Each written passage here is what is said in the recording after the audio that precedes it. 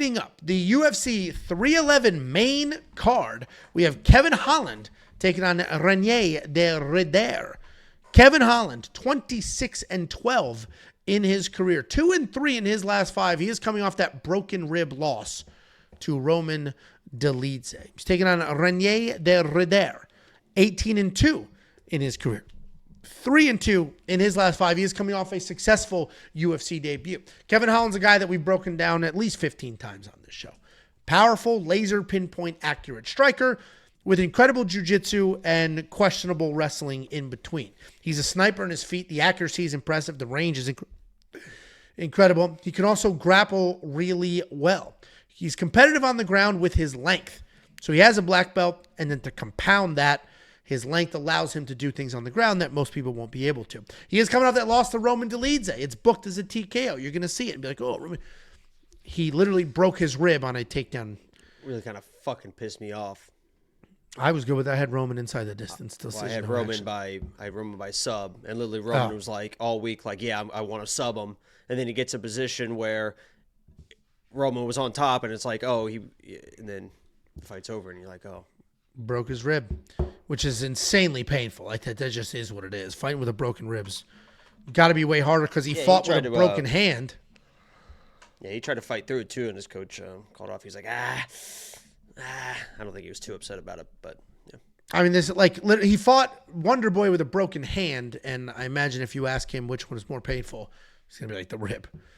He's taking on Reinier de Ridder, former 2-division world champion in ONE FC. He's a solid grappler on his side. He's got good takedowns, great submissions. He's ridiculously tall and interesting build for his division, and he uses his length really well on the ground. He will strike. It's not very clean. He definitely thrives on the ground. He's a bit out of sorts on the feet, and that's actually how he lost both of his ONE FC belts. He just couldn't get the takedowns. And because he couldn't get the takedowns, he just wasn't able to hang on the feet as well. He is coming off that submission win over Gerald Meerschaert in the UFC debut. I'm going to give you my pick, and let me walk you through why. I have been picking Reinier de Ridder for a month since he was an underdog. He was an underdog for up until 2 days ago, basically. And my logic is that while Kevin Holland is definitely the better striker, not even without question, I don't think he's the better jiu-jitsu guy. And I think what ends up happening here is Reinier comes forward, gets the takedowns, and then he's going to win the fight like that. Here's what I'm going to point out. A few years ago, Kevin Holland was getting taken down by anybody that looked at him. Derek Brunson took him down, Marvin Vettori took him down, and there was this whole narrative that anybody can take down Kevin Holland, his takedown defense sucks. To the point where DC was like, Jesus, come to my gym, I will help you, this is bad. And that just went away. People just stopped talking about that. And it's not because all of a sudden Kevin Holland started defending everybody's takedowns, and you're going to point out, he defended Hamzat's takedown. Hamzat just came in running all sloppy and loose. It's just that he wasn't fighting big wrestlers anymore. He went down in weight to welterweight where he was having a bunch of success. But now he's back up at middleweight. He's fighting a huge guy who can get takedowns. That's why I think Reinier wins. The one thing I'm super worried about is in his UFC debut, Reinier was doing some dumb shit, dude. He was just like, he's in dominant positions on the ground and then rolling and doing, it's almost like he forgets he's in a fist fight and just treats it like it's a grappling match and he's taking chances. That could be a problem. This is a pick that I have not flipped on. There is a pick later that I have completely flipped on. I haven't flipped on this, but I'm not as certain as I was before. As more money comes in on Reinier, the more I'm like, this guy's going to blow it. What do you think, Jakey boy? Yeah, going into this fight, into this matchup, if you guys have been in the Discord the past month, maybe a little bit longer than that, anytime people were talking about this fight, it's like, yeah, I don't know what happens. And honestly, anybody that is trusting Kevin Holland in 2025 with their money is like, I have no idea like what you're doing. Like, yeah, he should win this and that or whatever. And then this week, I as I always do, I watched kind of the recent fights of fighters and stuff, and I rewatched that RDR fight versus Gerald, and I was like, Kevin,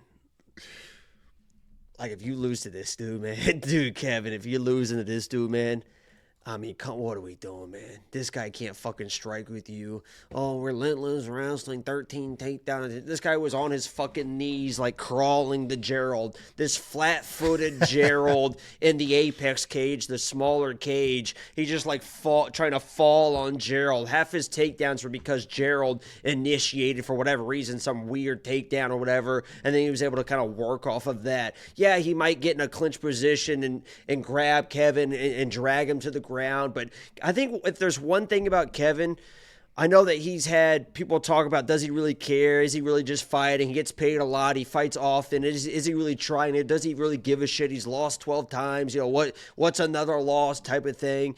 I think there's one thing that Kevin, when you watch him fight, he's really proud of. That is his jiu-jitsu. Because I think he takes a lot of honor in that black belt, it's a very high-level black belt given to him by a high-level guy that Rogan just rant and raves over, like he's under this guy.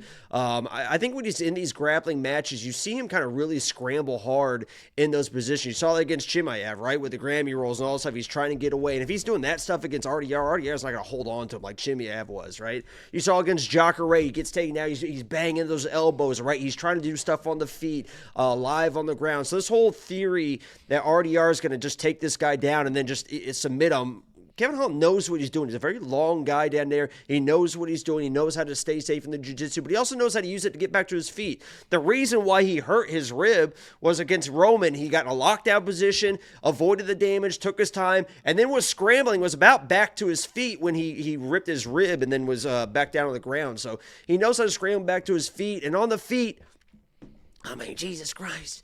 This guy Reinier is just like, he does weird shit. He throws strikes weird. He's like ducking. His hands are here, and he doesn't know this. He doesn't. It's like, dude, Kevin, just take your time, and he's just gonna fucking walk into that right hand like a few people have done.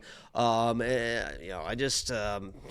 got to a point after watching that Gerald fight where it's like, dude, if you don't win this fight, man, like you're gonna let this guy. Look at this guy. This Dutch kickboxer that just kind of wants to drag people to the ground and then find weird submissions. Like you mentioned, those like desperation, like Darces that he was going for against Gerald. It's like, what the fuck is he doing? Like, and he was fucking tired too. He was fucking really. He tired. looked bad. He looked bad. Long story short, I'm going Kevin Holland here, and it's like fucking. He should fucking. Kevin. Hey, Kevin. We're not losing to this guy, right? I mean, come on, man. We're not losing to this guy. Right? Let's buckle down. Let's just get the hips involved. Defend the takedown. Let's get the space and fucking punch this guy right in the fucking head. He doesn't move his head, Kevin. Come on. Yeah, listen, I told you I have not flipped my pick. I'm going to stick with it. I'm going to stick with my gut here. But it is a fight that I'm like, oh, man. I didn't bet on it. And thankfully, because I would have some buyer's remorse. Because Kevin is good. Kevin's a guy I've been high on in the past, but the wrestling hasn't changed, and I just think he's going to get taken down. My fear isn't can Reinier take down Kevin. I'm not even worried about the striking. My fear is that Reinier does insanely stupid shit on the ground, and he's just going to get to the ground and just try to play these stupid games that work with Gerald, who is a very good grappler, but I don't know, it's just it's a different world.